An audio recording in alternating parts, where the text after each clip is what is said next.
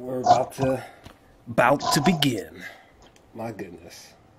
Sorry for the lateness, YouTube. It took me quite a bit to feast my way through this goddamn series, all 13 hours basically. But I was able to finish the show a couple days ago, and I'm actually not alone in tonight's review of The Punisher. I'm also joined by good buddy Sam here, JVS. Wow, what's going on, man?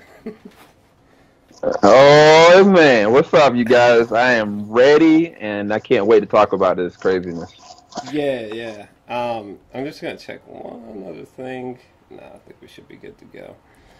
All right, so The Punisher Season 1. Jesus Christ. I guess we should start with, like, our short consensus was for the Season 1.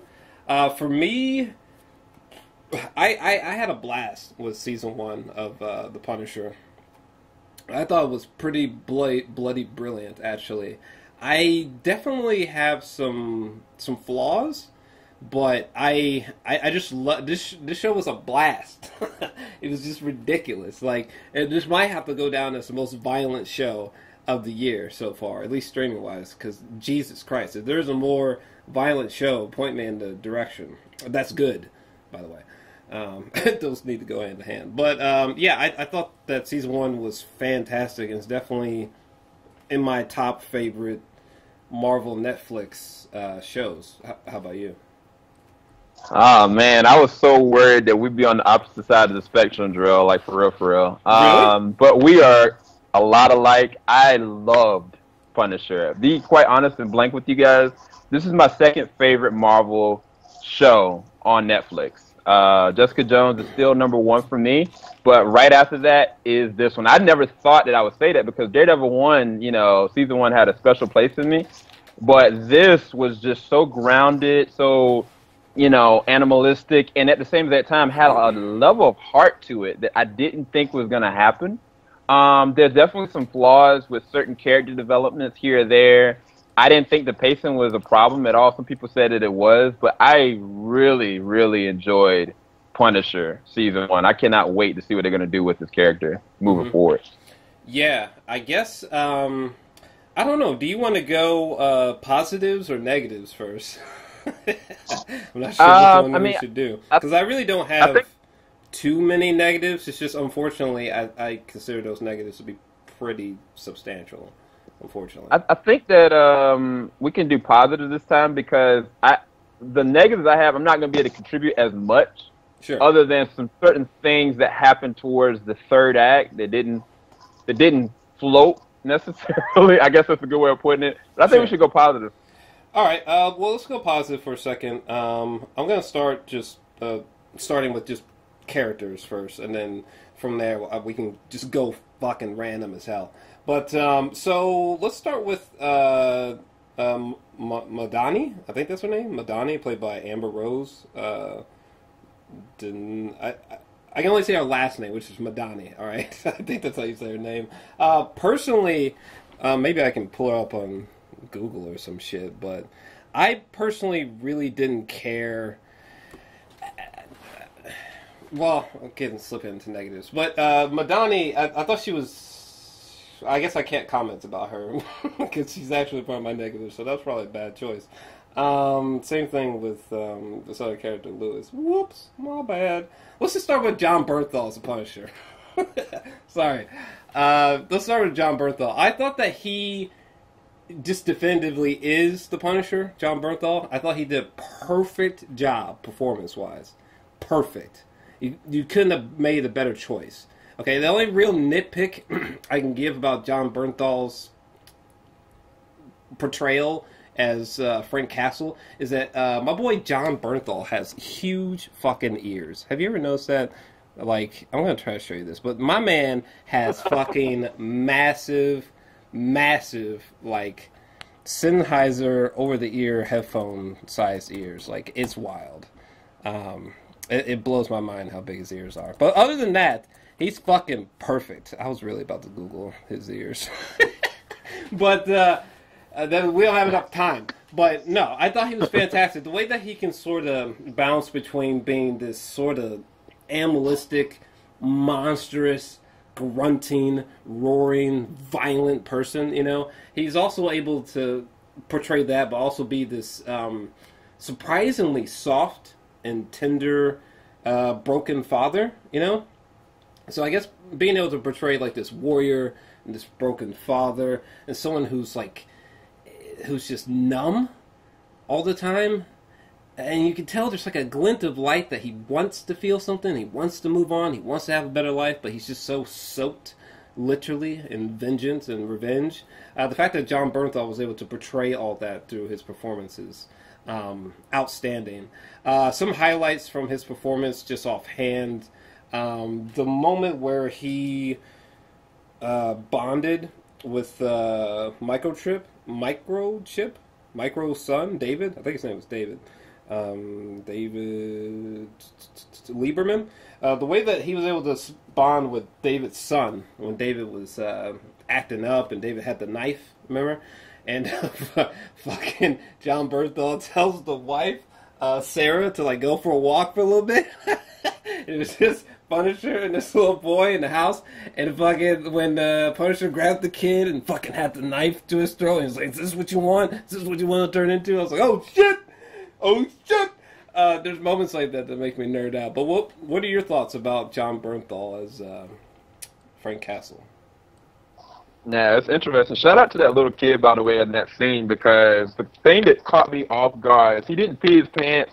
He was like, do it. Like, I want to die. Like, it's better than this reality I'm in. I was like, dang. You know what I'm saying? Like, that episode and that moment actually really caught me off guard. I felt that instant bond between them. But Jon Bernthal was amazing. He is the definitive, you know, Frank Castle of this generation. You know what I'm saying? Like, Dolph Lundgren, shout out to you. Thomas Jane, shout out to you. Ray Stevenson, forget you. I hate you. I hate your portrayal of that character. I hate what he did with that character in Punisher Warzone, but that's for another day. Yeah. But Jon Bernthal, to me, if he didn't get nominated in Daredevil Season 2, he should get nominated in this one. There was a scene, legit, the turkey scene, you know, the one where he was kind of at the table with his wife, his kids, and then, you know, Micro's kids and his family, and then all of a sudden, like, they just start getting executed. The look on his face of dread and horror, like, I was like, this man is immersed into this character. It's not just like you feel like Frank Castle is drenched in vengeance and blood. Like Jon Bernthal, I feel that from him. You know what I'm saying? And the scene that catches me off guard, I know we'll talk about it later, is the 12th episode, Home, when, you know, his character is getting tortured. And while he's getting tortured, simultaneously, he is feeling pleasure and, like, connection to his wife. Like, matter of fact, the dreams that he had before were worse compared to when he was getting tortured. So it's like, it shows about his psychological imbalance. Like, he feels that he is deserving of this. And that's the closest he got connected to his wife the whole entire show. And it was like, to go back and forth with that and showing his real psychological imbalance, I was just like, this is amazing. Jon Bernthal was amazing. Like you said, you felt his heart. Like when he was having connection with the kids or connections to Curtis, or even when he was like with the wife and the wife kind of came onto him, I saw that this man is a good guy. You know what I'm saying? Like any other dude would have been like, oh, well, there it is. Like, I mean, you can't go back to her. Like I could, you know, but that's not what Frank's about, you know, and I appreciated what his devotion was to that character. It was amazing portrayal. Yeah, the relationship between Frank and Sarah Lieberman I thought was really fascinating to watch, because this whole time there's like this really obvious sexual tension between the two, you know? And like every time I saw them together in the house and David would just be fucking watching from behind the fucking monitor just like that, you know? I was like, oh man, boy, and she looked good too. This is not good. You know what I'm saying? She's like some adorable young thing. I was like, oh shit, Frank, get out of there. Get out of there, dog. That's not good. That one episode where she kisses Frank. I was like, oh no, you know, this is a troubled situation. But he handled it like a pro. And I'm really sad that you mentioned that fantastic sequence, because I can't for the life of me remember what episode it's from. I'm trying to hunt it down right now. It's a dream sequence with. There's no point in me mentioning that without mentioning a specific episode. I can't pull it up off top, but yeah, that there's a lot of standout moments with him. What do you think about how Billy Russo was handled, given that he's pretty much the prominent? I mean, I guess you could say that Rawlins is like the main villain. I suppose you can make an argument for that. But I feel like the real villain was Billy Russo, in my opinion, personally. Yeah. Also, I should say right up front that I'm a fan of comic books, but I'm not like this encyclopedic fucking super nerd. All right, so there's a lot about there's a lot about the Punisher lore that I just don't know like hyper specifically. Like I'm not that familiar with Jigsaw, for example. But what did you think about how they handled Billy Russo? Dude, I actually legit love to hate him because he's so connected to Frank on every level. Like, even the last episode, when I sat there and watched him at the grounds with his family, I was like, this is crazy, you know? And even the flashback sequence when, you know, they just got done having that firefight and Frank is bleeding, his arm is bleeding, and he was like, look, you should just leave. I'm going to leave. Like, I felt his sincerity through all that, even though I know he had ulterior motives. And it was like never a moment that I didn't feel like he wasn't connected to Frank. You know, like some villains, you know, they'll say they're connected, but then you can't really feel it. And I think that his portrayal of the character was very well done. It's almost like the origin story of, you know, his rival in every single way. Like, I think the only thing that I didn't like is I feel like they should have shown his capability as a soldier more throughout the series. I think that if they would have did like through a midway point, like have him going to this random op by himself and showing how bloodthirsty he could be or how much of a threat he could be versus him like kind of being the positioner. Like, okay, I'm going to do this, I'm going to do that versus like him really doing it. Like the last two episodes, I saw how dangerous he could be. I was like, why don't y'all just do this from the beginning? Yeah. Yeah. And, yeah, I actually loved what they did with the character Billy Russo, but it just occurred to me, I think we're just going to very briefly go through and dissect each episode. Yeah, we're going to try that, because if we go character to character, unfortunately, that gets into the negatives for me, but so let's just go by episode really quick. I thought that the first episode on some real shit was perfect. Like, this was a 10 out of 10 episode for the premiere. I loved how you get a little flavor of Frank Castle just straight murdering people at the very, very beginning. And then, out of nowhere, for the majority of this episode, Frank is just some random weirdo guy. Like some Jeffrey Dahmer looking motherfucker. He's got this big-ass rugged beard. He works endlessly at his job where he's just swinging a sledgehammer all day. He's almost like a mute. People at work think he's like mentally handicapped or something. He's being bullied, you know? I thought that was a brilliant way to bring us into the show because you just feel like Frank is just so sympathetic. The way that he's waking up from these nightmares of his wife Maria haunting him. Sometimes it almost seems literal. It's kind of spooky, but yeah. Like Frank will wake up in bed, and it seems like Maria was just in the bed with him, but she wasn't. You know, sometimes you almost want to question if they're hallucinations or if he's actually being haunted. It's interesting, and then fucking at the end of the episode, the poor guy who's about to be drowned in cement, and Frank comes in and he's just like, shut it off. And these fucking guys are like, what you gonna do? And then Frank just murders all these guys with his fucking sledgehammer, you know? And my boy Frank is just back in the game, and we get introduced to David. But what are your quick thoughts about the premiere? Because I almost shed a tear watching that shit. Oh yeah, man. The first episode was perfect because I left the episode like laughing and smiling when I shouldn't have. Like I mean, I literally just watched four people just get slaughtered, but it wasn't like they didn't have it coming to them. Even in the positioning of the guy that put himself in that situation, being stupidly, going along with these guys because he didn't have a father figure. He was looking for Frank to be that father figure, and he couldn't. And then those guys turning on him, and then they were about to kill him.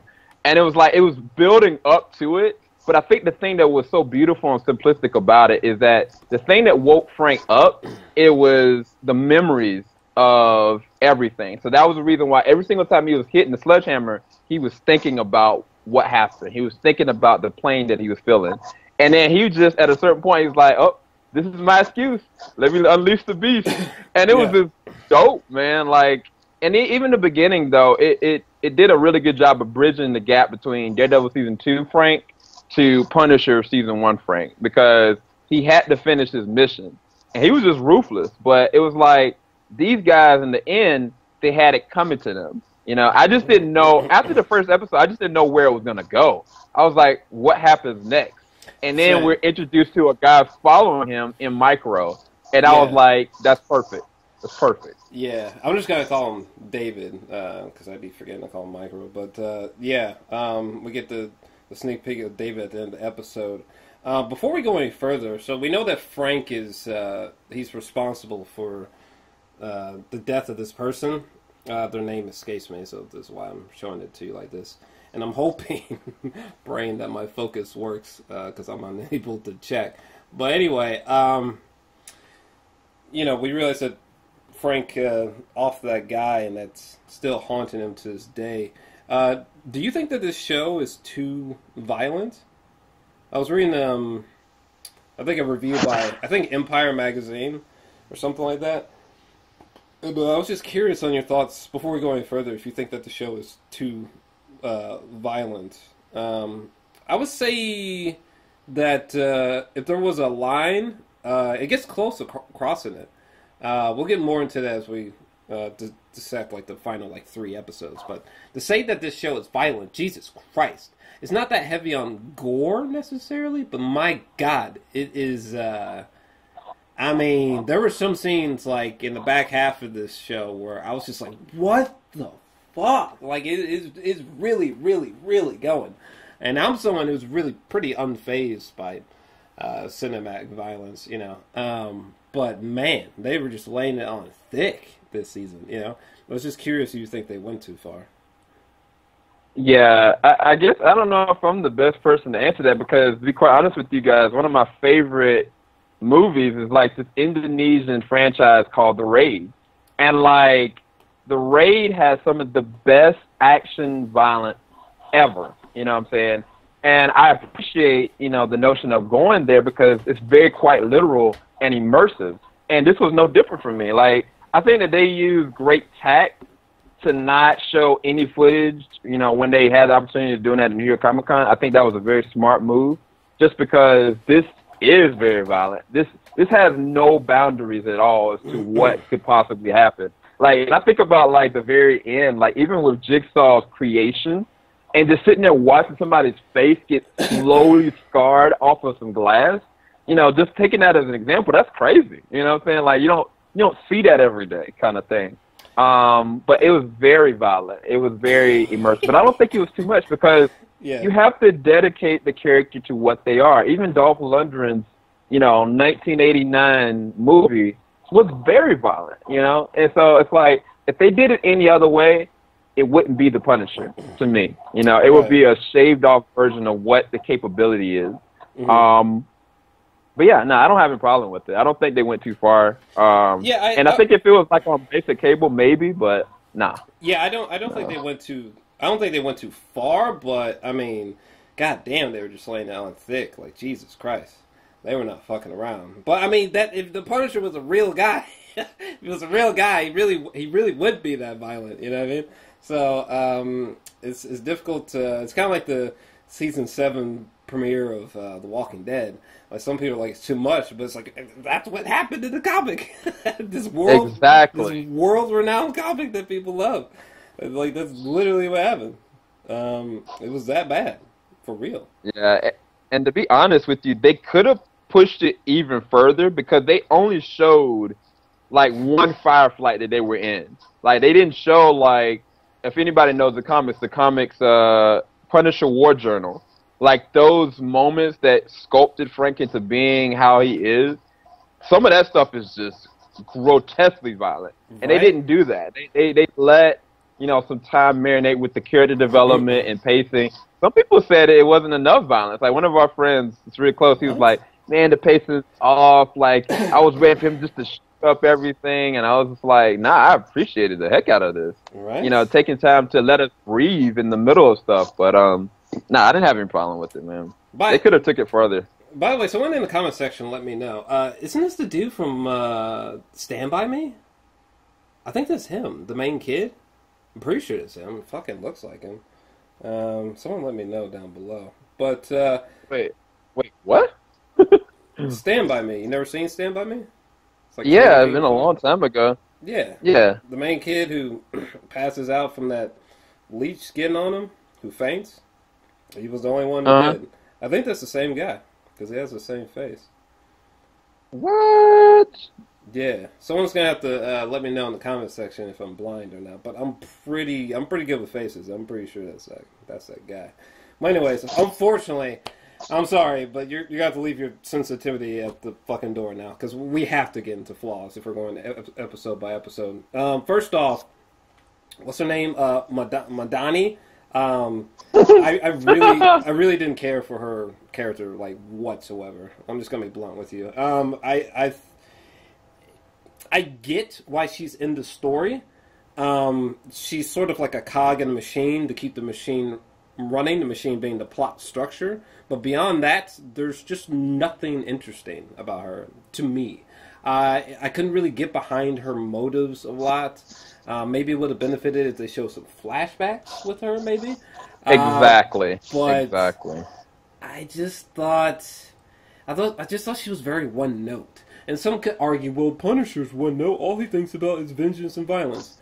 That's a fair point, but the thing there, though, is that there's the brilliance of Jon Bernthal's performance, multi-layered performance that makes the Punisher so compelling. Even though, really, besides rage and vengeance and bitterness, that's pretty much all the Punisher is, really, this season.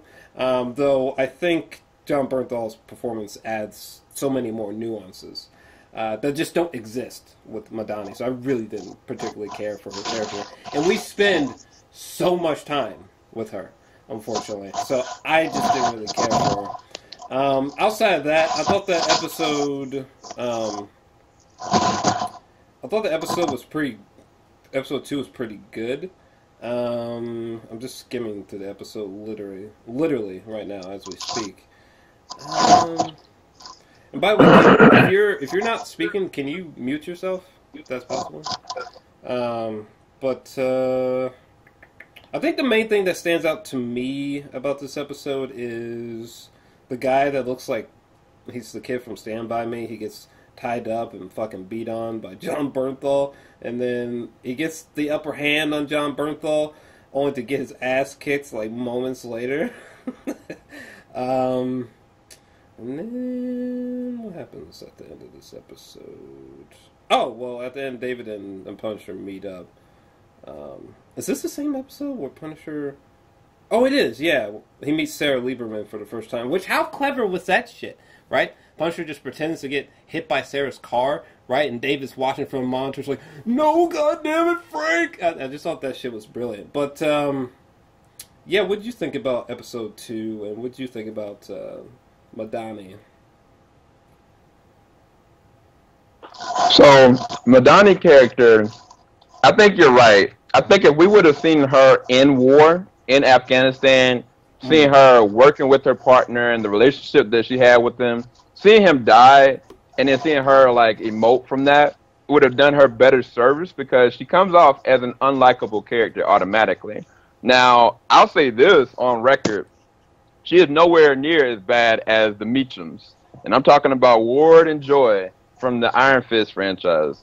Those two characters that were supposed to be so connected to Danny Like, they were the most annoying characters. Now, Ward did some great acting, but I did not like either one of their characters. At least with her, you know, I like you said, she's a cog in the machine that keeps things going. Right. The progression and the connections that she has with everybody is what's gonna, you know, platform Frank into getting where he needs to go next.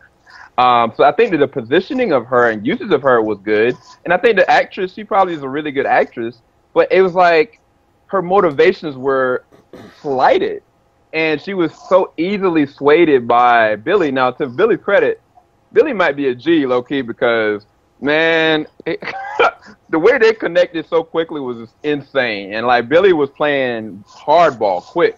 Yeah. He was, like, getting her and baiting her in, and she was biting, and he kept on pulling back. But the thing is, like, Madani, her capabilities and her as a character could have been so much better. Maybe they'll do something more with her in season 2, but with season 1, I didn't understand. And even the very end, the last episode, to me, that's the only flaw that I have in this show, is how does she live through a gunshot to the head? Yeah, like, I literally saw blood coming out of her head. Well, maybe she got grazed or something. I don't know. No, the blood was like splattering out of her. Like, he was like holding her head. He was like, "Look, just hold on. It's gonna be okay." And I was like, "How is this chick, 1, not in a coma, 2, not have brain damage, or 3, not be paralyzed from a point blank range to the head?" You know, but I mean, to all her fault, she did uncover some stuff. Like when the dude Sam got killed. You know, I felt for her, but in second episode, I really didn't care for her in the second episode at all. But she grew on me in certain moments. She grew on me. But Micro second episode was dope. Like I loved what he did to make Frank work for. Like, all right, Frank is spooked. He doesn't know who this guy is.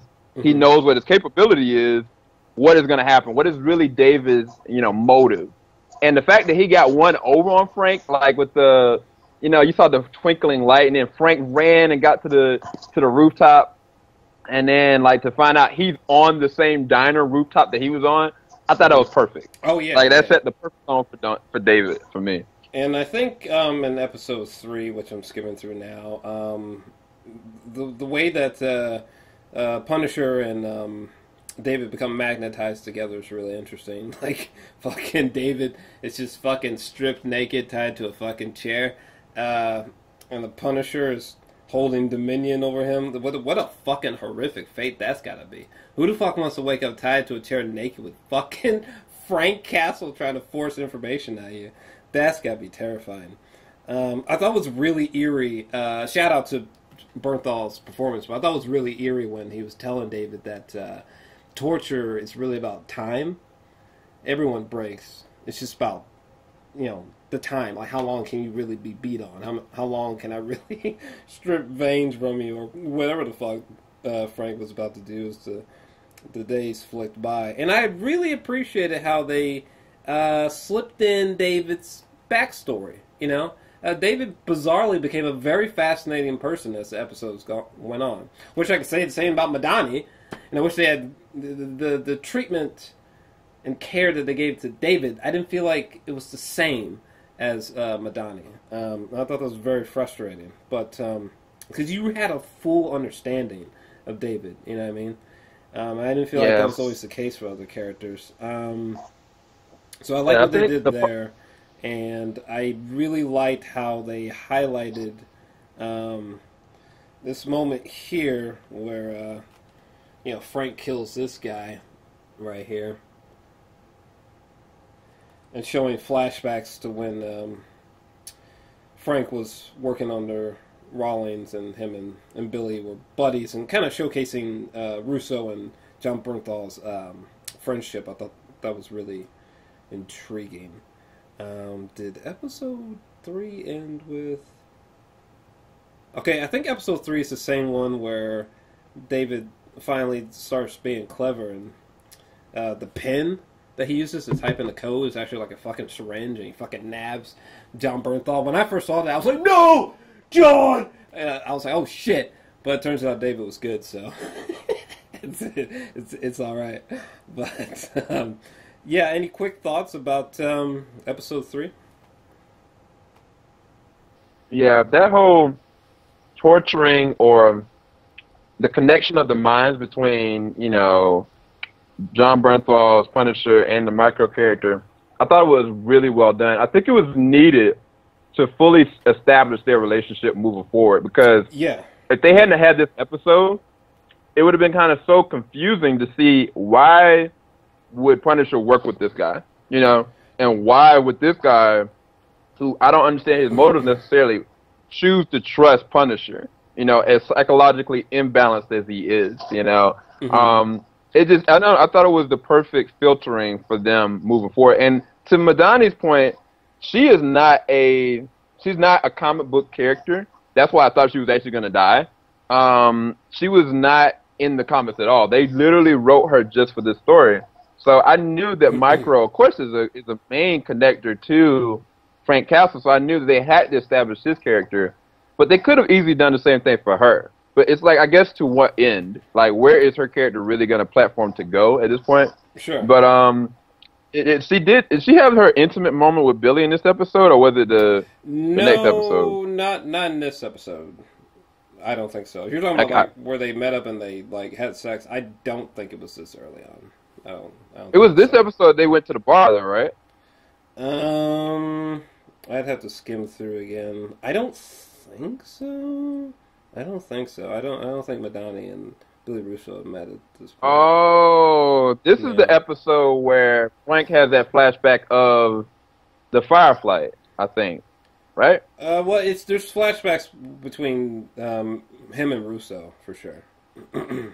Yeah, that was actually pretty well shot, actually. That Firefly was nuts. There's not much that I really want to say about episode 4.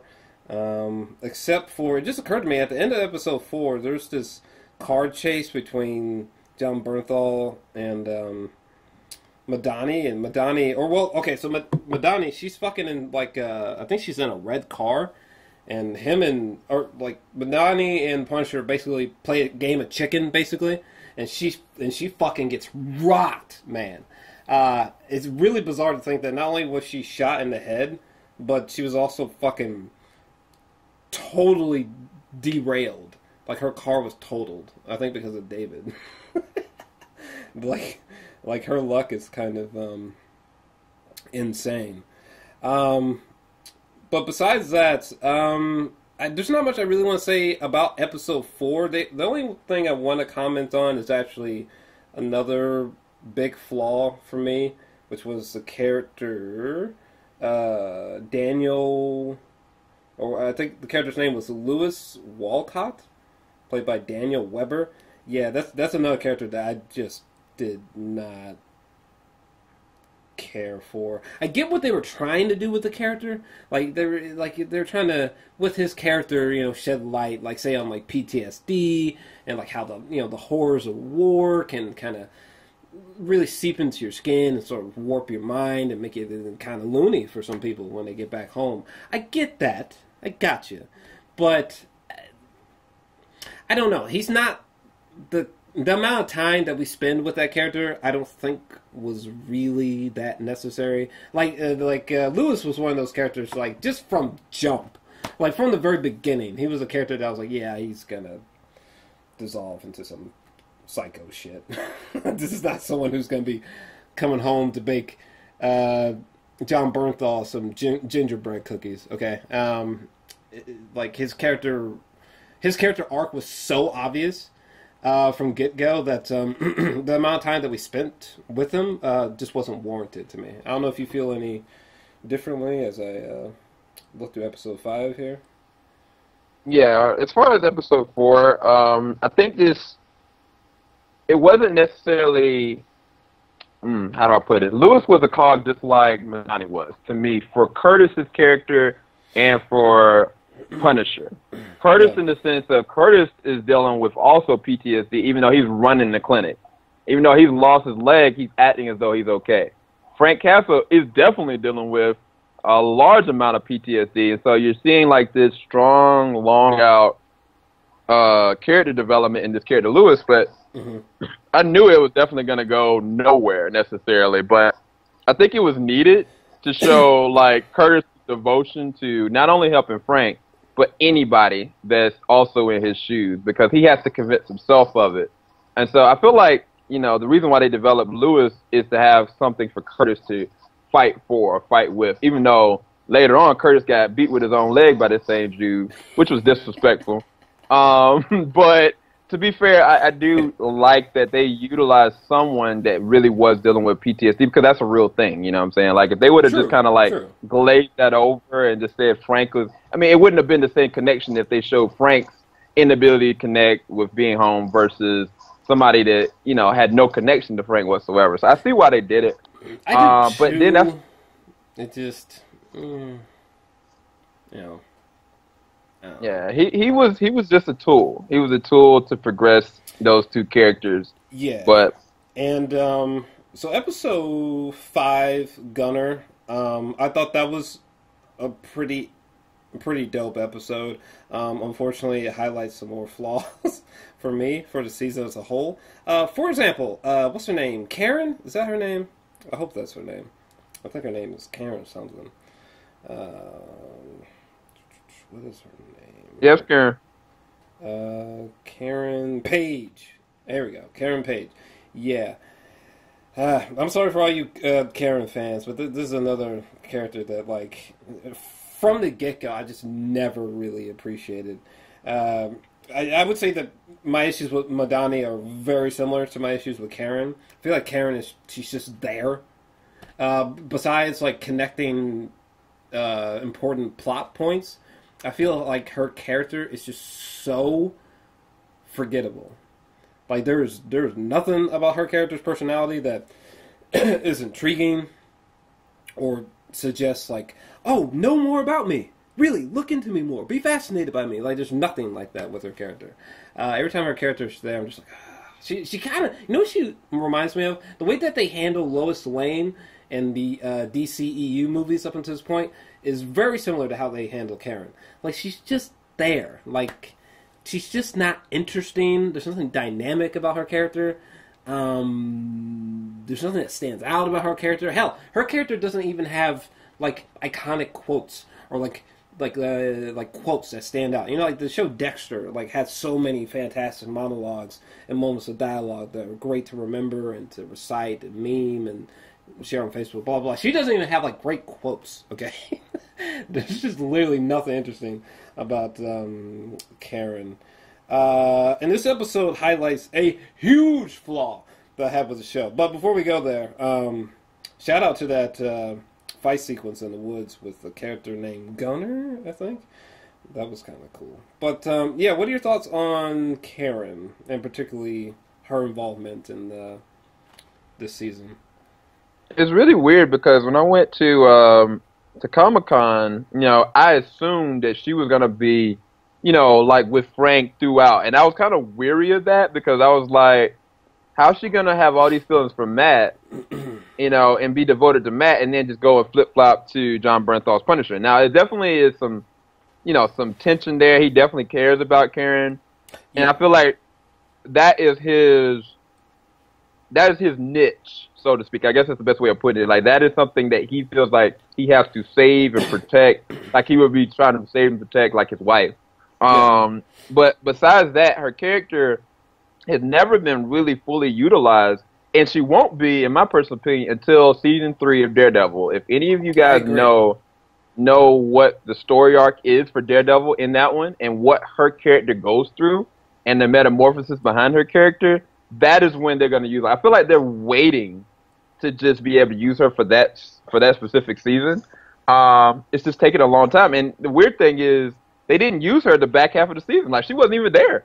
I was like, I thought in the very last episode, at least she was going to show up again, and she didn't. So I was like, so y'all didn't really need her. Like, she wasn't essential to the plot at all, other than 2 different episodes, you know. Which, I mean, like you said, that one scene with Gunner in this episode was actually really dope. That was a really good fight scene.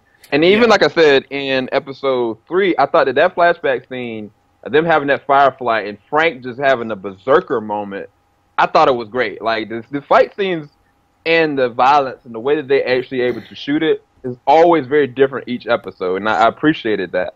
Because Did Gunner get like the one up on Frank in this one? He like shot him through the arm, and like with the arrow. Yeah, he definitely got shot with the arrow. I feel like he wasn't shot in the arm though. I think he was shot somewhere in the like here, like in this area.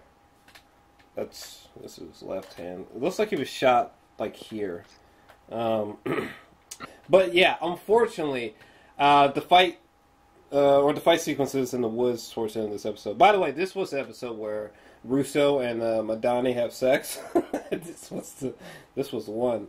This was also the same episode where I was like, God damn, she's fine as fuck. What happened? Woo! Get some, Russo! But anyway, yeah, this episode highlights a big problem. At first, I was going to chalk it up to being a nitpick, but it does subtly, it just gets to me. That flaw being that, like, I get that he's in the Marvel Cinematic Universe, but last time I checked, Frank is a fucking man, okay? Like, the Daredevil, he sustained some serious injuries in Season 1, Season 2, but his recovery time, it felt believable. Or enough to just, like, okay, fine, let's move on. In Punisher, though, this is not the case. The Punisher's recovery time for substantial injuries in Season 1 is meme-worthy. Okay, it's borderline hilarious. Like, for example, this fool gets shot with a fucking arrow, like, right here, which puts him out, okay, for, like, hours. And what probably should have been, like, days, maybe more than a few days, right? You know, the guy, what's his name? Curtis? Black dude, right? Guy who's missing a leg. Which, by the way, why didn't we learn more about that guy? Curtis. I thought that fool was more interesting than Madani and Karen put together. I wanted to know more about this one-legged black man. Let's learn more about this guy. That dude was super intriguing, you know what I'm saying? Anyway, but yeah, his recovery time for injuries was so ridiculous. Holy shit. The amount of time, it literally feels as if, because you gotta remember, like, Frank was, like, bedridden because of this fucking arrow sticking out of him, right? And it seems like, in a matter of, like, 16 to 48 hours, Frank is ready to go. Full functioning. You know what I'm saying? This happens numerous times. Well, I'll point them out as we go on. But, like, at the end of episode 10, or maybe not the end, but in episode 10, Frank, he fucking rappels down from this fire, like, there's, like, a spiral staircase, right? And Frank grabs this fire hose that's really long, and Frank just says, fuck it, jumps the railing, falls through the middle of a spiral staircase, right? And once the hose has no more, there's nothing more to extend with the hose, fucking Frank just like, while he's holding on, falling, probably like 20, 50 feet, who the fuck knows, right? Frank falls into the steps, and you can tell that he's fucked up his arm, but I'm like, dog, like, shouldn't Frank have, like, shattered something? Shouldn't he have, like, fucking, like, snapped a bone in half? Like, what the fuck are you talking about? It's full of just healed from that, no problem. Anyway, thoughts on that? Because I know it's definitely something that people definitely started to talk about. I know my man, Ronnie Hayes, shout out to that dude, he posted a super funny meme about this. But what are your thoughts on that? Because my boy, if he heals any faster, he's supposed to be healing faster than the Wolverine. I mean, this is the reality, right? In Daredevil Season 2, first off, you know, Frank should have more than just a gimp. Frank shouldn't be able to move his legs at all, because the reality is he got his foot drilled. Like, literally drilled through. Oh, yeah! He got his ribs broken. He was in the hospital for, like, a week before he actually woke up. Then they had to bring him to trial. Yeah. And then his face really needs reconstructive surgery because he's been beat so bad in each one of these series to be unrecognizable. And the reality is, like, if you look at the comic books, it's the same thing for Frank Castle in the comics. But, you know, miraculously, he still has the same exact look and everything.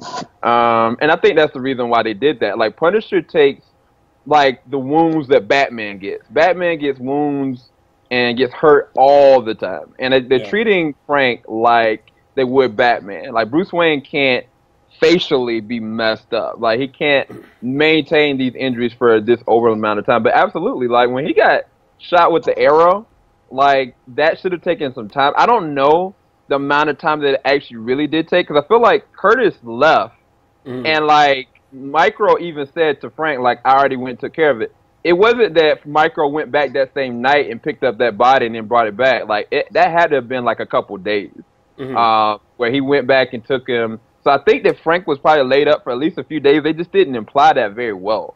But all the injuries that he has sustained throughout, he honestly shouldn't be able to be moving around. But again, this is. And I know. I think what you're about to say is that, well, there's the disbelief thing, right? Which I get that, but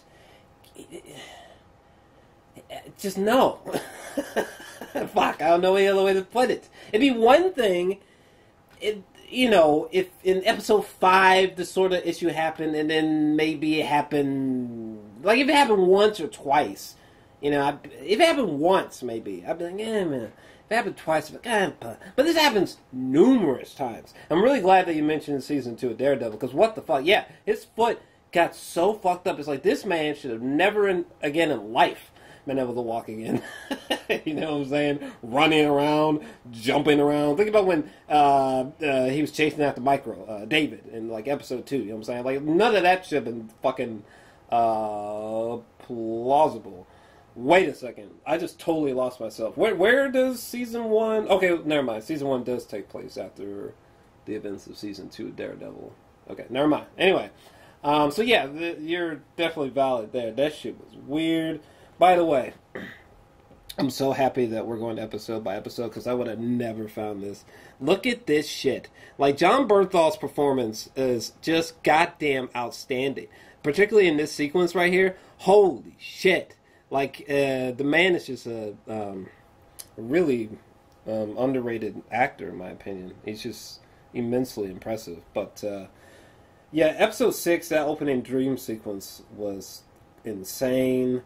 And then Curtis is pulling the fucking arrow through Frank's body, which is ironic, because Russo is sticking something in Madani's body moments later. What... anything else I want to say about episode 6? Oh, yep. One thing I gotta say, the dude who's playing, what's his name? Lewis? Walcott? Some shit? Am I the only one who thought his name was Wilson? Fuck it, I was probably thinking about Castaway. But yeah, when he murders this fucking guy right here, hold on a second. This kid's performance, like, hold on. I think it was like right here, right? Yeah. Hold on. I gotta get the right angle. Yeah, he's fucking stabbing that dude in the chair right there. His performance was outstanding, like, throughout. I mean, I didn't care for his character. Sorry. But, didn't care for his character, but his performance was outstanding. Like, in this moment here, the way that he's sort of struggling with the murder that he just created, like, physically, was really outstanding. Yeah, thoughts on that? His performance as Lewis. Yeah, I mean, make no mistake. Like, I thought that first. I mean, I knew that they didn't necessarily need him for the confines of the story, but from the moment that he was even with the group and talking about his thoughts on the government, thoughts on what he had did, the moment when he was just sitting there in his bed and turned the gun on his dad, like, the kid can act. The kid can actually legit act. And when he, when he found out that, scratch that, before we even get to the death, he went to Curtis and met with Curtis because he was upset because he knew that he talked to Russo. And I think, honestly, he was going to go there to try to kill Curtis. And then he found out that the guy lied to him. And so he's like, no, this ain't going to stand. So then he got to the guy, and he ends up, defending himself. And then he stabs him, and then he continues, and he couldn't stop. Like, that whole sequence was done very well. It was very believable. I think that's the thing that was interesting to me. It didn't feel cliche. It felt like this is somebody that is hurting and is now willing to hurt others to feel something. You know what I'm saying? And I think that he did a great job with his acting performance, for sure. Yeah. Yeah, big time. And at the end of episode 6, we get the huge plot twist. Or at least it was for me anyway. I had no fucking idea. We find out that Billy Russo is actually the bad guy. I'm curious how you think they handled the reveal that Billy Russo is bad. You know, Russo meets up with Frank again after so much time. I like that Russo had a beer waiting for Frank. That's some OG shit. You know what I'm saying? These fools haven't seen each other in God knows when. Like, bro, I got you a few beers here. Oh, thanks, man. Like, that's some real OG best friend shit. Anyway, I thought it was handled well. Because I genuinely didn't see it coming, despite his role on what show called Westworld. But I thought they handled it well. I think I was definitely taken aback, and I was like, oh man, that's a low blow. You know. Thoughts on that before we get to episode 7? I think that they did the reveal perfectly. For those people that, you know, that weren't comic book fans and didn't know who Billy Russo was, like, you would have never you probably felt like, you know, he's probably got some skeletons in the closet. He might be working with certain people, but you never thought that he would have the willingness to take Frank out or set him up. And then it begs the question, how much involved was he with, you know, the death of Frank's parents, or not his parents, but his family? Yeah. And like, it wasn't until the very last episode that we even find that out, and I thought that was perfect. Now, the only thing for me is that I knew who Billy Russo was. I knew who Jigsaw, you know, is gonna be. I was just like, you know, how are they gonna pull this? You know, is it gonna wait until like 2 seasons before we find out like what he's gonna become? And I think they did a really good job with what they were able to show us in his portrayal and what he really thinks and what he's willing to do. I thought he did a really good job with it, personally. Yeah, I did too. And yeah, I forgot about fucking the Jigsaw thing. So yeah, I didn't see it coming. I was like, oh shit, that dirty bastard. By the way, so episode 7, do you guys remember this shit? Like, good God, this shit was so random with that one military guy who was into, I guess, whatever you call it, BDSM, dominatrix, whatever the fuck you call that shit. But that shit had me cracking the fuck up. She just had like a glass of wine or some shit and just slowly pours it on the ground. my man went to lick that shit. I'm like, man, some people are into some weird shit. But anyway, the whole sequence with the shootout in that same room was intense. That shit was so well done. Especially when, what's his name? I can't remember who was the one who... Because when they came in, right, there was like smoke in the air, there was like a fog, and they had like laser pointers. And someone turned theirs off, which I think was Russo, and I was like, oh, fuck! That whole sequence was fantastic. Just fantastic. It was really, really tense. Is there anything else? Well, there's nothing really...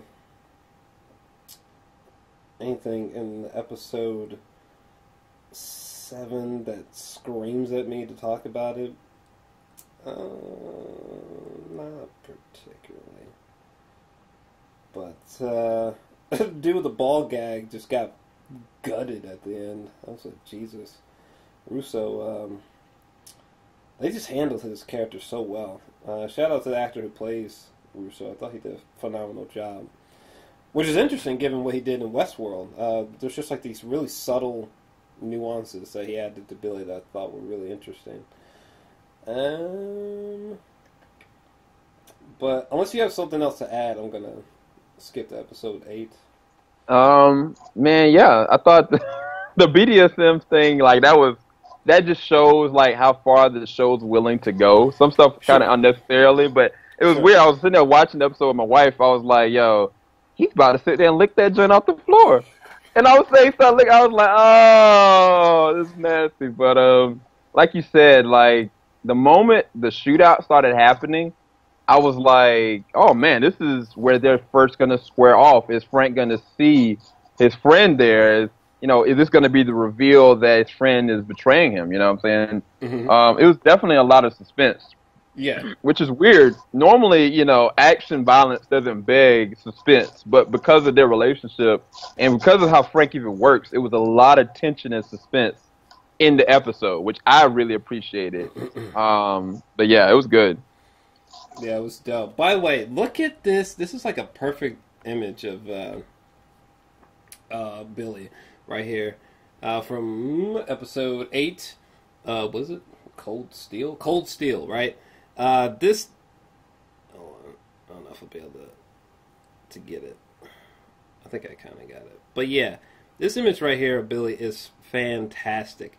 When he's talking to his mother, I thought that was such a chilling sequence. Like they just added so many nuances, so many like little layers to Billy that made him a really surprisingly complex villain.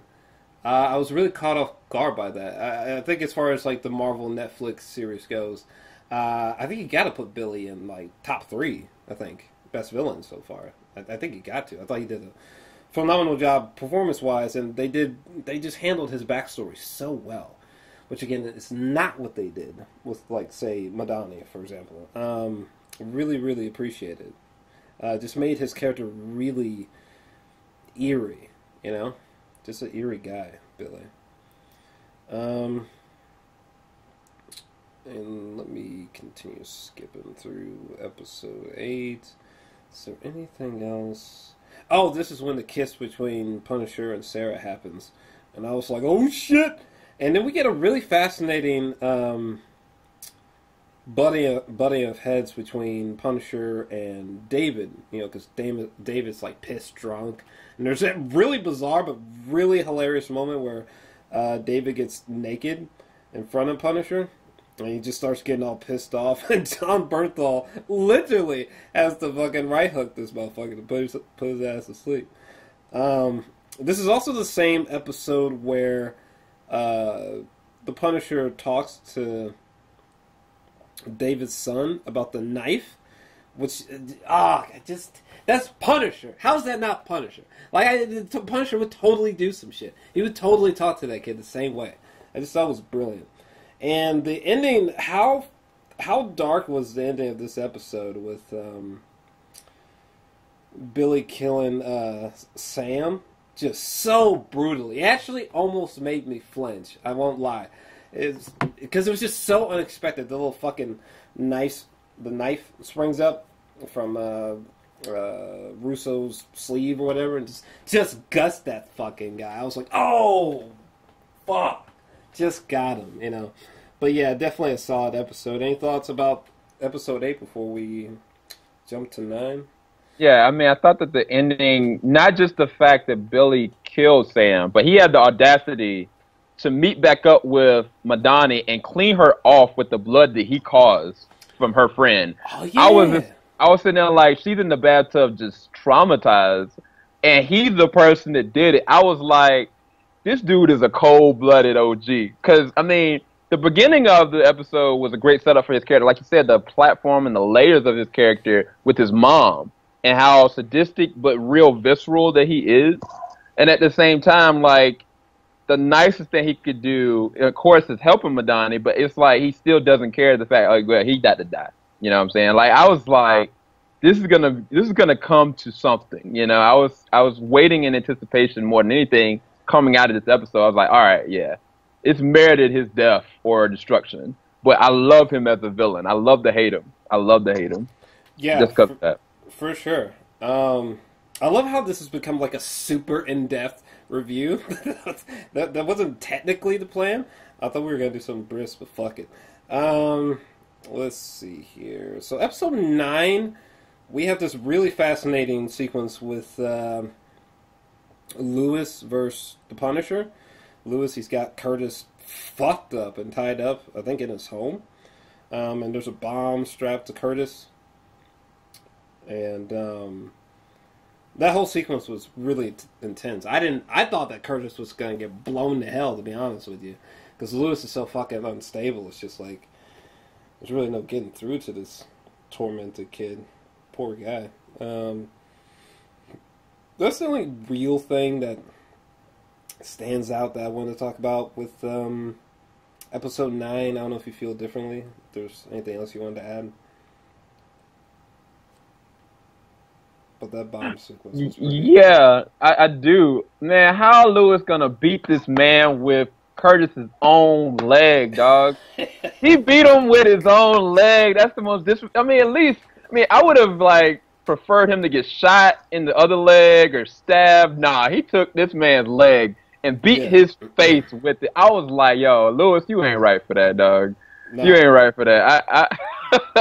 I was like, dang. But I'll say, though, that it shows Punisher's other sides that we've been kind of expressing to you guys, that, you know, in spite of all the turmoil inside of him, his loyalty for family and friends is very much so intact, because he was looking at Curtis like head to head, and like he was like, if we go, we're going together kind of thing. And I was just like, I was really appreciative of how that worked, and with Lewis too, because Punisher got into Lewis's head and convinced him, like, look, yeah, we're the same, but this isn't right. And that's why he gave up the white cord, because otherwise they would have both died anyway, and the police. So I thought it was a really good episode. It was a good setup for the next episode, which to me was better. Oh my god!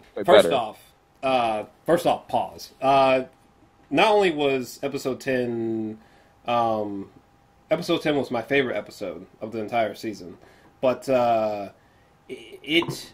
everything about this episode was fucking perfect. It was perfect.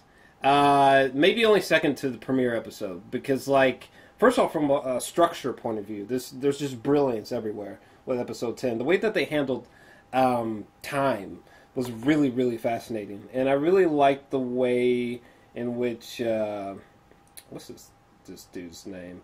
I can't remember his character name or his real life name, but for the sake of time, this guy right here, remember this guy? Billy Russo was talking to him at the beginning of the episode. That guy. I loved how with him, every time he interjected into a story, it kind of makes you question, like, what actually did happen in that room, that hotel room with the explosion with Karen, you know? And the way that they kept circling back to that explosion event in that room, playing with time, was really thought-provoking, I thought. It was really intriguing. It made you sort of like sit close to the screen and pay attention, you know? Edge of your seat type of stuff. Let me see. And it's definitely the most interesting usage of Karen the whole season, by far. For sure. Because it made you really question, what the fuck happened up there in that room? And then we find out that there's this brilliant moment between Madani and Russo on that spiral staircase where they have their guns pointing at each other and Frank is below. And the way that you see Frank begin to put pieces together, right? And then the realization that Russo has been had, and like there's like this moment where he has like this small evil grin on his face.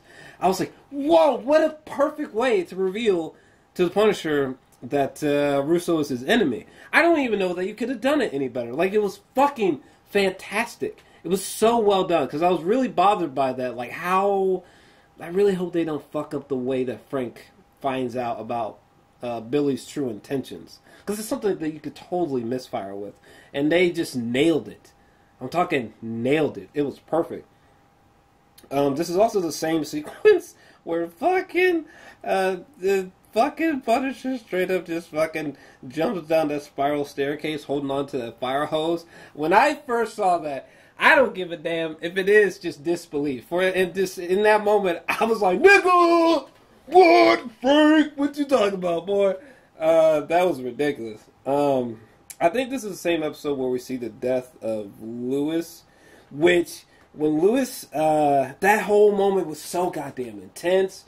Between Lewis, he's holding Karen, he's got the bomb, and then when she shoots this dude in the foot, and Lewis backs into, it looks like a fucking freezer or some shit, he gets locked in. Again, I can't stress enough, the actor playing Lewis Walcott, his performance was outstanding. He literally looked mentally unstable moments before he just blew the fuck out of himself. But yeah, I thought this episode was just a masterclass of not only surprising information, but just execution of plot structure. I thought this episode was so well done. How it ends with Frank on the zip line. Which, when the fuck did he have time to set that up? No one saw this nigga? Anyway. But yeah, what did you think about episode 10? I thought it was glorious. Episode 12 is still my favorite, but this is definitely my second favorite because I love, like you said, the displacement in time. Like, you're trying to figure out, like the cops trying to figure out what really happened. And they did this cool thing where they showed, like, you know, the kid Lewis and Punisher going in together and just starting shooting people. Yeah. And I was like, yo, what the flip is that? Like, why would Frank work with this kid to do that? You know, and then you find out what really happened. And like you said, the realization on Frank's face when he saw what was happening, and even Madani, like it was kind of just like both of them, the lid was over. Like, and it platforms the rest of the back end of the season very well. The violence was crazy, man. Like the way that Lewis went out, man, that jump was rough. I was looking at the episode with Joe. Joe was like, man, that was heavy. I was like, why, Joe? He was like, because I mean, it felt real. It felt like this is something that really legit happened to this guy in the most sad way possible, you know. And like none of this had to happen, but it did, you know. And like everybody is affected by it, and they definitely utilized Karen the right way. I feel like they didn't need her for the first 2 episodes. They used her. This moment would have made the most sense to just like, okay, she was there. You know, just kind of like they used the cop from Daredevil series. He was just there. It made sense. Yeah, I feel like her only involvement in this season should have been just pertaining to what she did in episode 10. Because another ingenious moment that I totally forgot to mention was there was this really beautiful moment between Karen and Jon Bernthal in the elevator.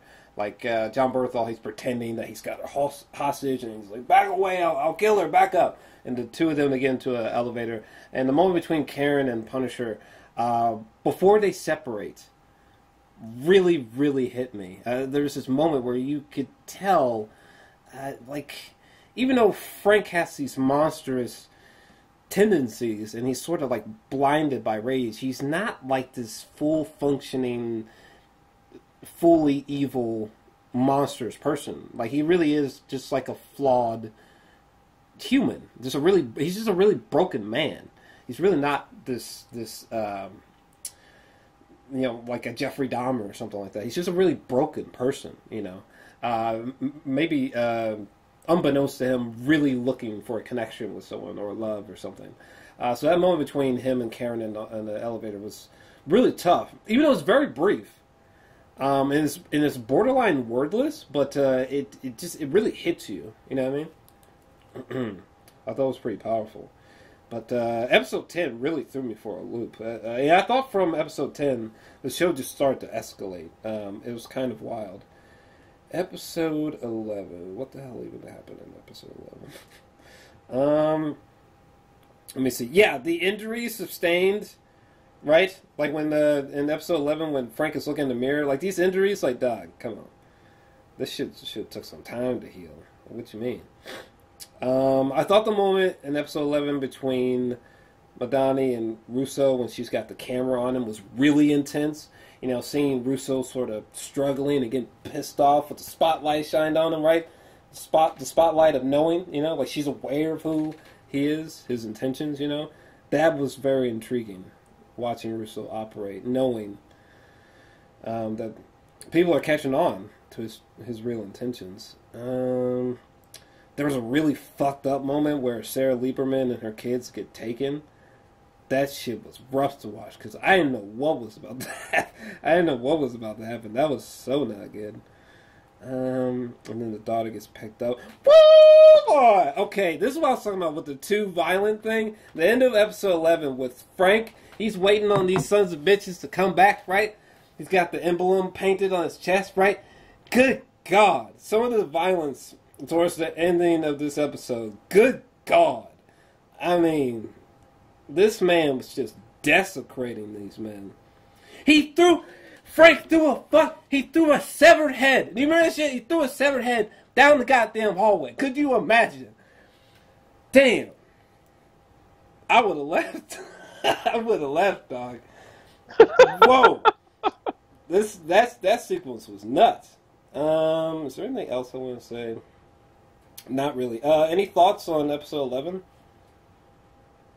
Oh man, just seeing this man paint his masterpiece, so to speak, in blood. Because like this man was like, look, I need to take care of this. You got your mission. I'm about to take these men out. Because as soon as he understood that like Lieberman's family was taking it, Lieberman was like, I'm about to take a gun. He's like, no, let's wait for them to come to us. You take care of your daughter. You go get her. And I think that the moment with Lieberman and his daughter and him like questioning how is she going to accept me after all this time, I thought that was very realistic. Like how would you psychologically fathom your dad being alive after a year when all you know is he's dead, Like you want to believe, but you can't. You're still a kid, And when they embraced, that was such a touching moment. Just like in episode 12, there was a touching moment that really got to me, but I'll talk about that later. But seeing Punisher go ham. He went. I just want to interject for a second because we're already over the hour mark, so we're giving YouTube the review that they need, but what they deserve. we're going deep with this review, but seriously, he basically went berserker. Like Wolverine, like he went berserker for real. Wow, that shit was almost shockingly violent. I remember just being like. That's how I was watching him fucking murdering those people. But, I don't know, did you have anything else you wanted to add about episode 11? I mean, it was like, after episode 11 ended, I was like, what the flip is going to happen next? Like, how is this exchange going to work? Like, where are we going next? I think that was the biggest thing leaving episode 11. It's like, all right, Frank did all of this. Now what is going to happen? Like, because Russo, forgive me if I'm wrong, he found the base, he found the computer, and he found the countdown, and he saw like the tape just rolling in repeat, and he's like, crap. I was just like, that was the perfect way to end that episode. It was dope. Yeah, episode 12, I gotta give a shout out to this chick's performance right here. When she realizes that it was actually Frank that killed that one guy, and she gives this look to Frank that was just extraordinary. She had a fantastic acting moment there. But episode 12. Oh yeah, we get that moment with there was like a weird trade-off. Remember, Sarah and the son, they had those gasoline packs on their backs. They were spilling gasoline, and Russo was in the distance with a fucking sniper rifle. And then Punisher is captured. It looks like David died. I thought David actually died. I thought like he for real was dead. So when he was alive, I was like, whew. I didn't even know. I didn't even realize I cared that much about the guy until he got shot. It was very. They did very well with his character development. I hope their friendship continues in season 2.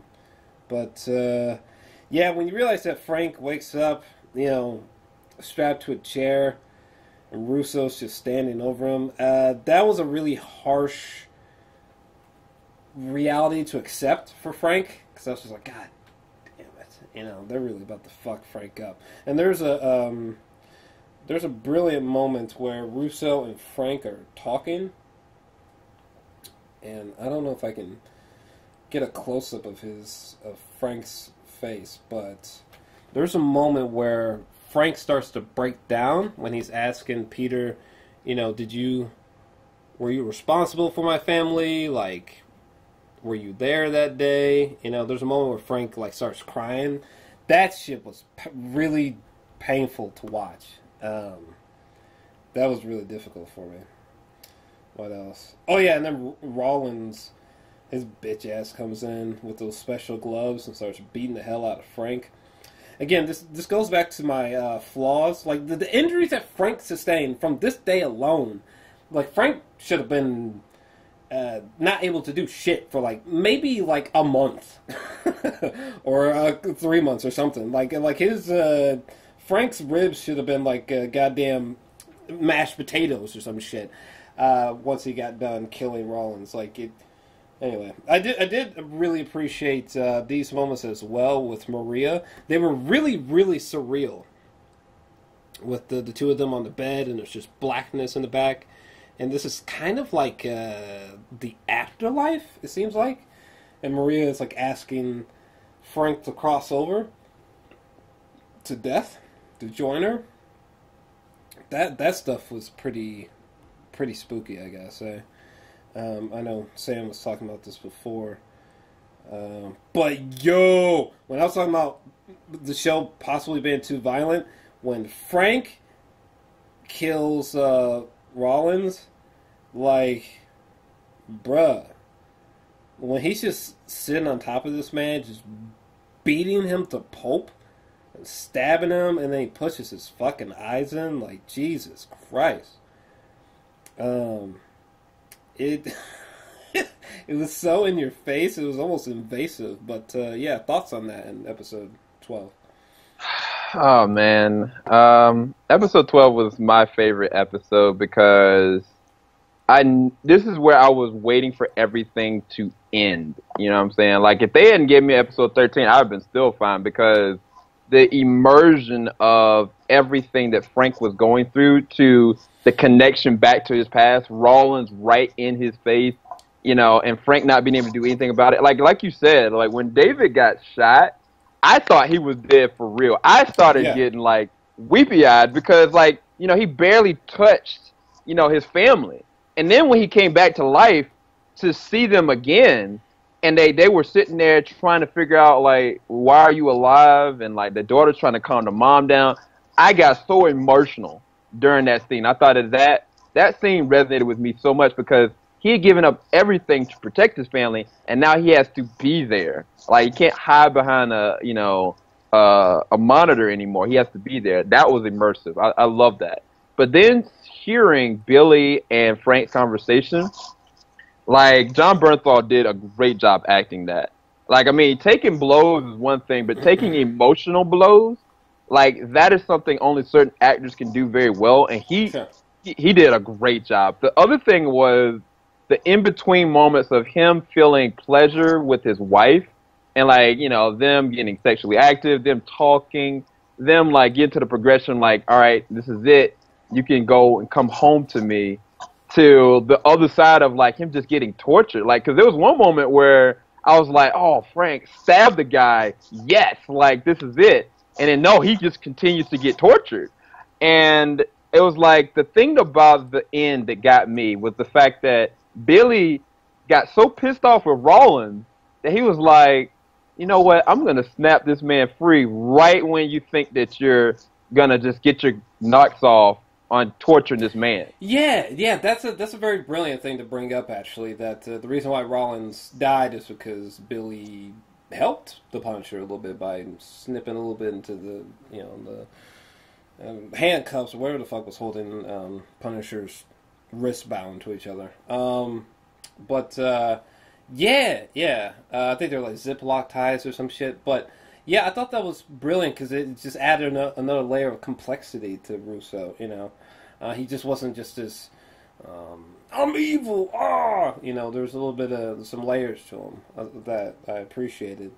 Yeah, he made this line that I thought was hilarious, but it was like, it was messed up, but it was very funny at the same time. He was like, man, I love to see you work. I was like, that line alone, I was like, this man is an OG. Like, he is an OG villain in training because, like, that line alone, he's like, I love to see you sit there and just work on people like this. I was like, yeah, this is crazy. This is crazy. I loved it. And it's definitely time to talk about episode 13. So let's go ahead and dig into it here. First off, again, not to be a dead horse, but come on, son. How the fuck did Frank go from this condition to just whooping Russo's ass at the end of this episode? Like, this man's like a fucking Terminator or some shit. But Anyway, so we open up with Frank just destroyed. He can't breathe, and literally. And then fucking Billy's dumbass got shot in the arm. I really loved the. They had to do it with Billy walking and the explosion was behind him. I was like, "Get some, Russo!" That shit was dope. What else? It's an old trope, but I enjoyed it. Fuck it. I know some people are like, I hate when they do that in movies. I do too, but it worked. So fuck it. And they did it one time, so just get over it. Let's see here. Help to the finale. Well, Sarah finds out that David's not. How fucked must that be? Like, Sarah went from, like, my husband's dead. Oh my god, he's back. Oh my god, he's dead. Oh my god, he's back. Like, that's so bizarre. You ever think about that? That's so weird. But, that was messed up, man. The conversation between Russo and Curtis was fascinating until, boy, Frank starts sniping at his ass.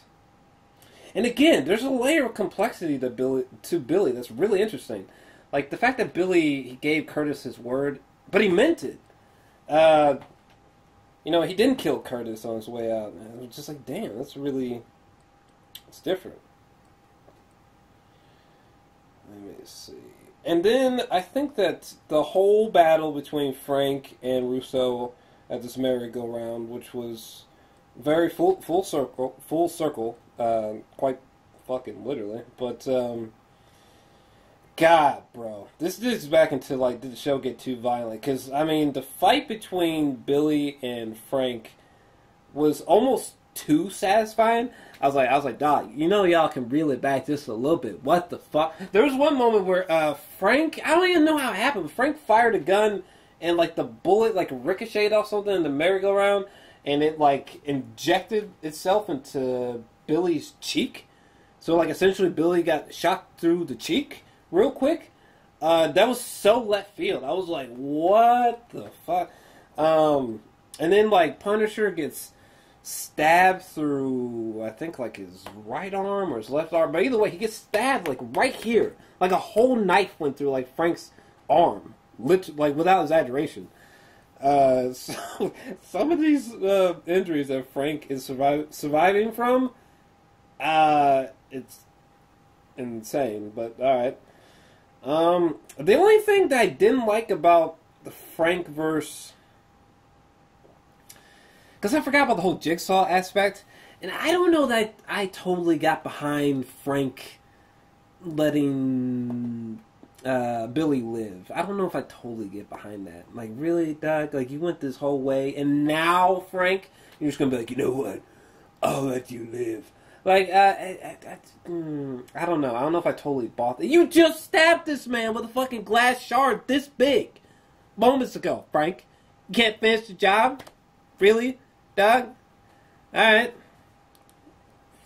Okay. Thoughts on that? I mean, the last episode, the fight was dope.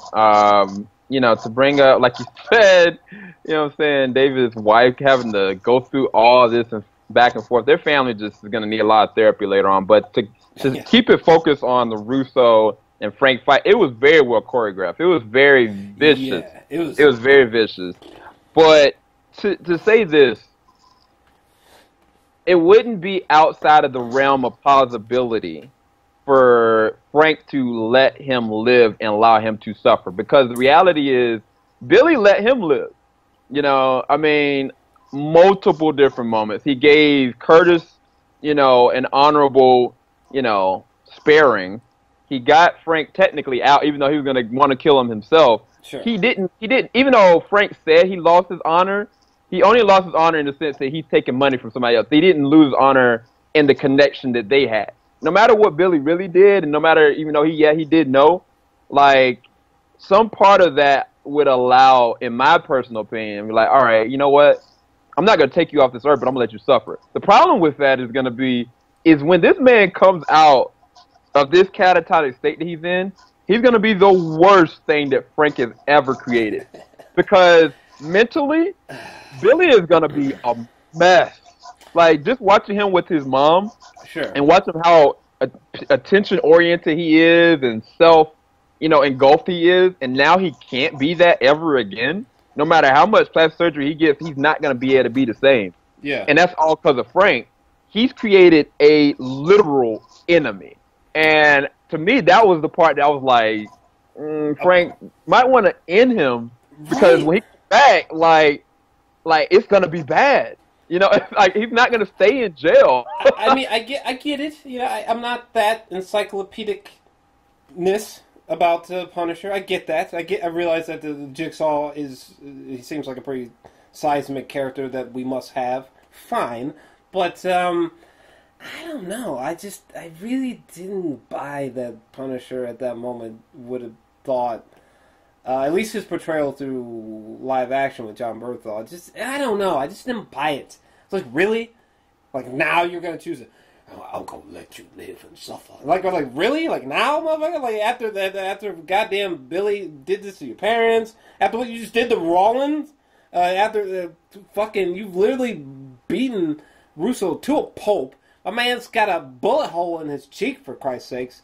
You literally just scraped this man's face across a goddamn, like, shattered mirror or cracked mirror, like, and stabbed him with, like, a glass shard, no bullshit, that was, like, this big, like, this wide, you know what I mean? You didn't think that warranted finishing the job at that point, but, alright, whatever, Yeah. but... I mean, well, I will say this, though, the end of the fight let me see who Frank would be as a hero and who, really would be moving forward as Jigsaw.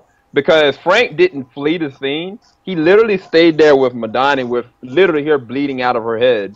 And the two kids, and he stayed there and just accepted the consequences. Kind of almost like mirroring that moment with him and Daredevil, when Daredevil was sitting with him at the gravesite. Sure. It was like, okay, this is who he's going to be, that there are levels to what he's going to do. But, I mean, I agree with you. It's just, I know they did that for a story's sake. And I'm glad they did it because Billy is such a great villain. That's the thing that I'm like, I can't fault that because I want to see more of Billy. And I can't wait to see what kind of character he's going to be later. Like, I have no idea what they're going to do with his character now. Yeah, I don't know.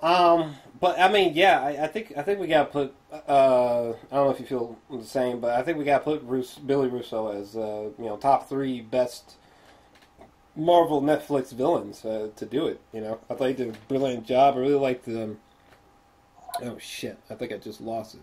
Damn it. But at any rate, I love the ending of this episode where David meets back up with his family, but Punisher doesn't come in to meet the family. I thought that was kind of cool. It's kind of him holding up to his word of, I'm not interested in your wife. I'm not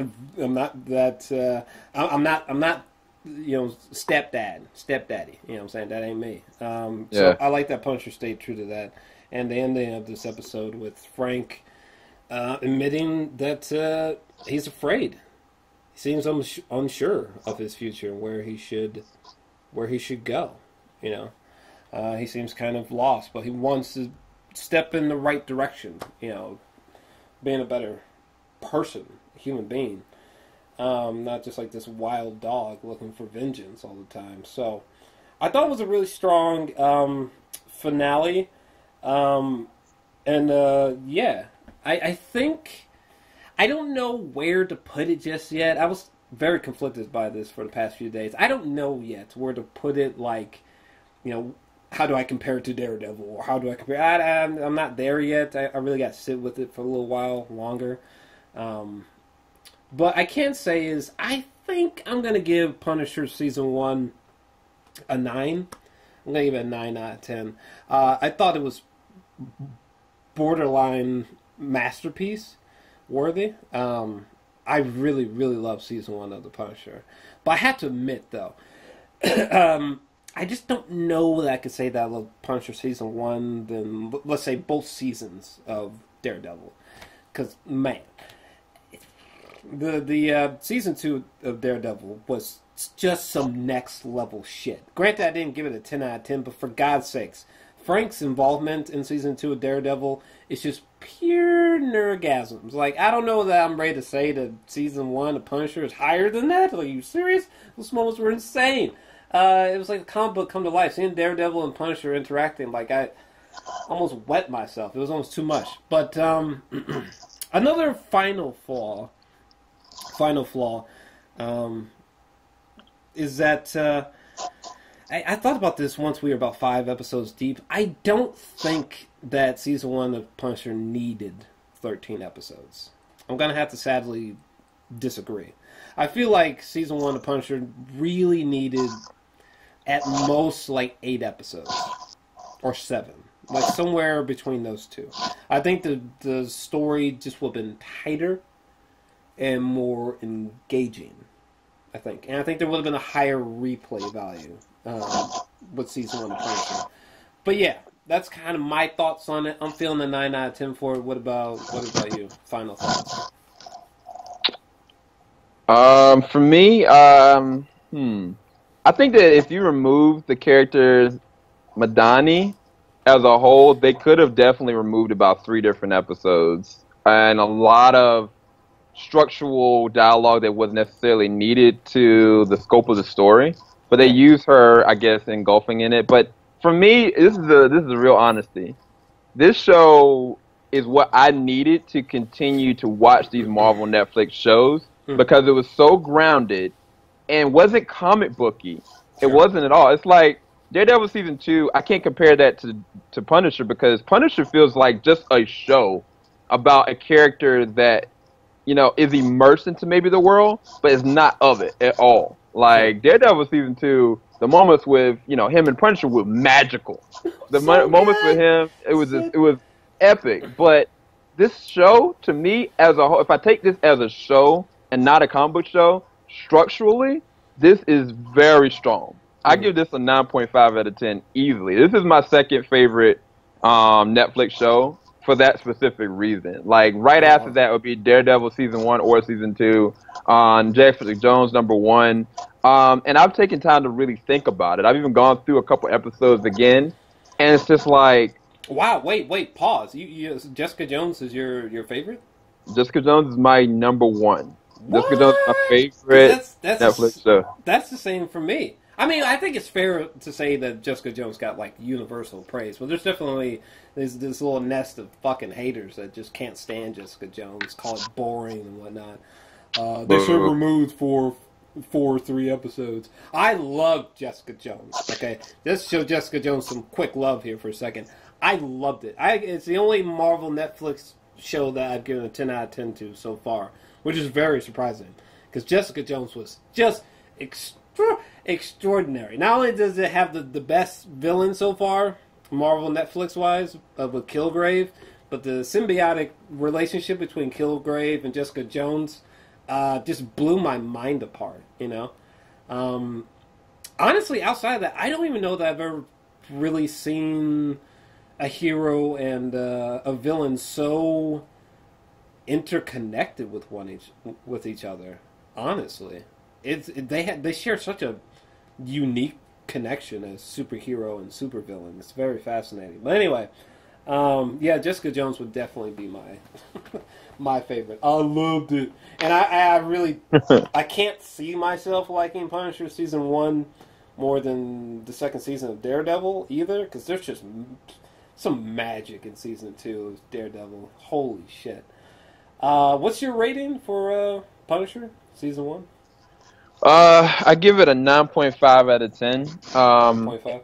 And the only reason why I say that Punisher over Daredevil season 2 is because the back half of Daredevil season 2, as strong as the first half was, it didn't seem the same. There were certain moments that kind of like weren't as good as what it started with, but either way, I bought it. Like I got, the Blu-rays for season 1 and season 2, but sure. I leave, my rating for Punisher a 9.5 out of 10. There were some things that could have been removed. There were some things that didn't make sense.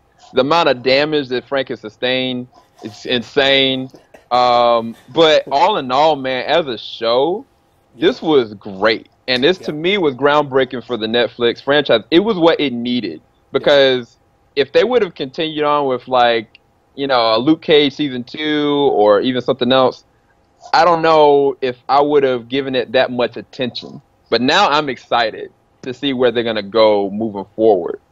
Like, give us a freaking Blade show. Like, give us Blade. If you can give us Punisher like this, give us a freaking Blade show, bro. Listen to me. Netflix, first of all, shout out to anyone to everyone who watched this review, because we went deep, okay? When people see the runtime on this video, they're just gonna piss themselves. But, for God's sakes, Netflix, if you're listening, hey, let me talk to you for a second. I'm gonna get close, okay? I'm gonna need y'all to make Ghost Rider, okay? I'm gonna need y'all to make Ghost Rider. A lot of people low-key don't realize Ghost Rider was one of my childhood favorite Marvel characters. Ghost Rider, fucking loved Ghost Rider. So when that dog shit Nicolas Cage live adaptations came out, I can't begin to express how saddened and depressed I was, because I think there's a way that you could do Ghost Rider that could, honestly, if you told the story right, the first season of Ghost Rider could be better than Daredevil and Punisher easily. Easy. There's so much you could do with Ghost Rider. Holy shit. Especially if you nail the VFX with him. Jesus Christ. Like, you could make something totally balls out with Ghost Rider. I think Blade would be cool, but I think just because we just haven't gotten a good live action, like an exceptional or great live action interpretation of Ghost Rider, like why is this not being mined? Because there's a lot of gold there.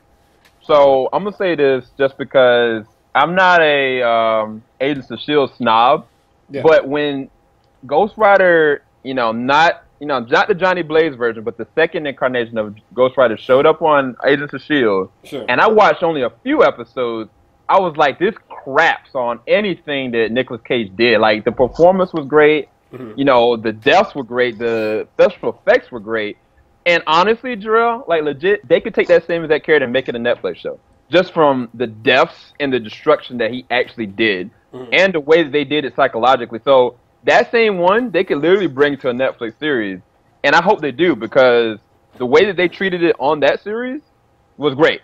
It shouldn't be on regular cable. It should be on its own Netflix show. So I petition for that Ghost Rider to be on the Netflix universe. Yeah, I've definitely seen bits of what you're talking about from Agents of S.H.I.E.L.D. Personally, if Marvel's Netflix is doing their interpretation of Ghost Rider, I would rather them just go completely clean slate, personally. Just totally clean slate. And start anew and give us something really just brooding and just grimy as all hell and creepy. Because I need it. Oh my goodness. Could you imagine the soundtrack on that bad boy? Goodness. But yeah, I think so that we're not hitting the 2-hour mark, I think we're going to go ahead and pull the plug here. I had no idea that this review was going to get that deep. But I'm kind of glad that it did, because I'm not really into...